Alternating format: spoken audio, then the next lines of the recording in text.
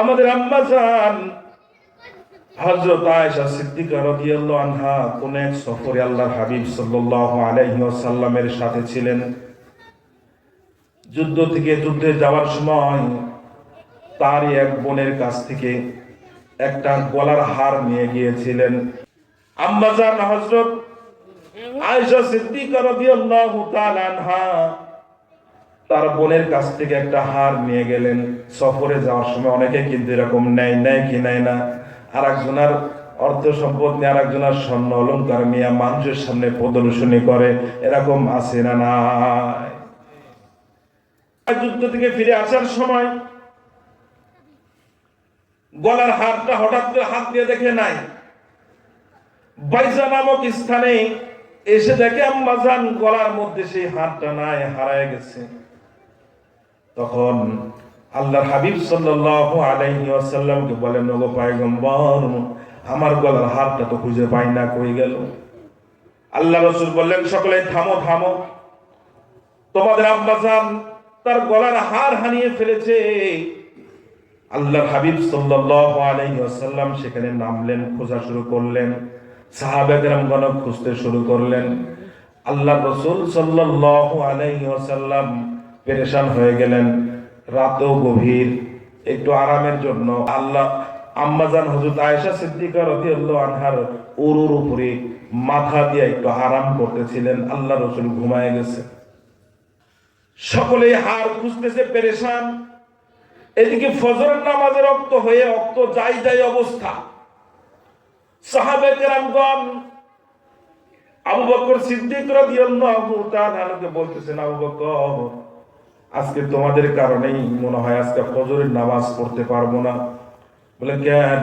এখানে তো কোথাও পানি নাই, কি দিয়ে ওযু করব? এতগুলা মানুষকে তোমরা কষ্ট দিচ্ছ, এতগুলা মানুষ তোমাদের জন্য আজকে প্রতিমধ্যে আটকা, কি কোনো কাম পাও না? আবু বকরকে মানুষ যা তা বলা শুরু করছে, কারণ নামাজের সমস্যা। তখন পর্যন্ত তায়াম্মুমের বিধান আল্লাহ তাআলা দেন নাই।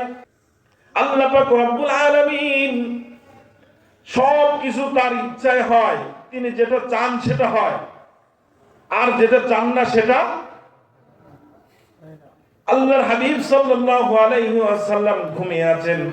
আম্মা জান আয়েশা সিদ্দিকা রাদিয়াল্লাহু আনহার রানের উপরে মাথা দিয়ে আবু বকর এসে হযরত আম্মা জান আয়েশা সিদ্দিকা রাদিয়াল্লাহু আনহার উরুতে আঘাত করতেছে, রান পিছনে আঘাত করে বলতেছে, এই তোমার জন্য তুমি কাম পাও না, হাতটা হারিয়ে ফেলছো। ধমক ধমক দেওয়া শুরু করছে আস্তে আস্তে। রাসূলের যেন ঘুম না ভাঙে সেদিকে আবার খেয়াল রাখতেছে। আম্মা জান আয়েশা বলেন, আবু বকর আমার কোমরে এভাবে আঘাত করা শুরু করলো, কিন্তু আমি তো নড়াচড়া করি না, খুব কষ্ট করে বসে আছি। আল্লাহ রসুলের, আমার রানের উপরে আল্লাহ রসুলের মাথা, ঘুমাচ্ছেন আল্লাহ রসুল, যদি তার ঘুমে ব্যাঘাত সৃষ্টি হয়। তো এরপরে আল্লাহ পাক রব্বুল আলামিন, তিনি তো সহজ করার মালিক, হযরত মুহাম্মদ রাসূলুল্লাহ আওয়াজ করে বলেন সাল্লাল্লাহু আলাইহি ওয়াসাল্লাম, তিনার যখন ঘুম ভেঙে গেল, উঠে বললেন, আল্লাহ পাক রব্বুল আলামিন কোরআনুল কারীমের একটা আয়াত নাযিল করেছেন, ফাইন্নাম তাজিদু মাআন ফাতায়াম্মামু, তোমরা যদি পানি না পাও, ফাতায়াম্মামু, তোমরা তায়াম্মুম করো, সাইদান তাইয়্যিবা, পাক মাটি দ্বারা তোমরা তায়াম্মুম করো। পানি না পাওয়ার কারণে আল্লাহ তাআলা তায়াম্মুমের বিধান দান করলেন। সহজ না কঠিন? যখন এমন জায়গায় গেছি পানি নাই, নামাজ পড়তে হবে, তো কিসের বিধান? তখন অনেকগুলো কারণে তায়াম্মুম করা যায়, উলামায়ে কেরামের কাছ থেকে জেনে নেবেন। আমার ভাই বন্ধুগণ, সমস্ত সাহাবায়ে কেরামগণ এখন উল্টা প্রশংসা করা শুরু করলো। তো আবু বকর, তোমাদের বংশের মর্যাদা বারবারই এরকম প্রকাশিত হয়, তোমরা বারবারই তোমাদের দ্বারা আল্লাহ তাআলা আমাদেরকে সহজই করে দেন, কঠিন করেন নাই।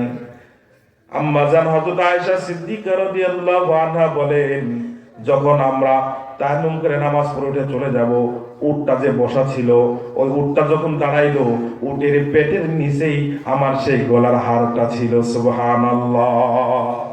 এটা কার ইশারায় হয়েছে বলেন? আওয়াজ করে বলেন কার ইশারায়? আচ্ছা মানুষ বলো দেখি, রাত্রি কেন কালো, চাঁদ সূরজ কোথা থেকে পেল এত আলো? ফুলগুলো সব নানান রঙের কেমন করে হয়, পাতাগুলো সবুজ বটে ফুলের মতো নয়। ঠিক কিনা ভাইরা আমার?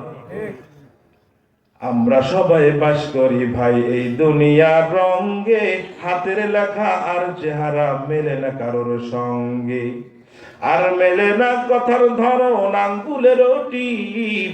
আল্লাহ আছেন একজন, এবার প্রমাণ হলো ঠিক। ঠিক কিনা বলে?